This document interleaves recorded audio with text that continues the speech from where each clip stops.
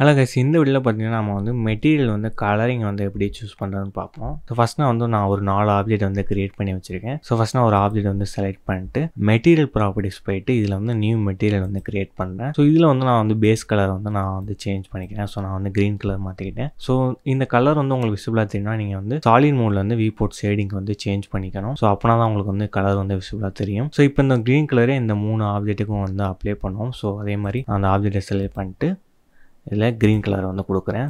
So அதே மாதிரி 3 ஆப்ஜெக்ட்டுக்கு வந்து நான் வந்து இந்த க்ரீன் கலர் வந்து நான் வந்து செலக்ட் பண்ணிக்கிறேன். ஸோ இப்போ பார்த்தீங்கன்னா எனக்கு இந்த ஆப்ஜெக்டில் மட்டும் வேறு ஒரு கலர் வேணும் அப்படின்னா நான் இங்கே மேலே வந்து ப்ளஸ் சிம்பிள் இருக்கும்.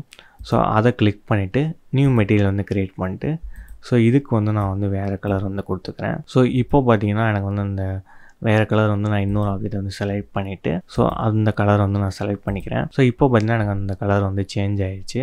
ஸோ இந்த மாதிரி உங்களுக்கு வந்து அந்த ஆப்ஜெக்டோட கலர்ஸ் வந்து நீங்கள் வந்து ஈஸியாக வந்து சேஞ்ச் பண்ணிக்கலாம். ஸோ இந்த மாதிரி நம்மளுக்கு என்ன கலர்ஸ் வேணுமோ அந்த கலர்ஸில் நம்ம வந்து அந்த ஆப்ஜெக்டை வந்து சேஞ்ச் பண்ணிக்கலாம். நம்மளோட பிளெண்டர் கிளாஸில் வந்து உங்களுக்கு ஏதாவது டவுட் இருந்துச்சுன்னா நம்மளோட வீடியோ கீழே வந்து கமெண்ட் பண்ணுங்கள். ஏன்னா நாங்கள் வீக்லி பார்த்தீங்கன்னா லைவ் கிளாஸஸும் வந்து கண்டக்ட் பண்ணுறோம். அதில் உங்களோட டவுட்ஸை வந்து கண்டிப்பாக வந்து கிளியர் பண்ணுவோம். ஸோ மறக்காமல் நம்மளோட வீடியோ கீழே உங்களோட டவுட்ஸை வந்து கமெண்ட் பண்ணுங்கள்.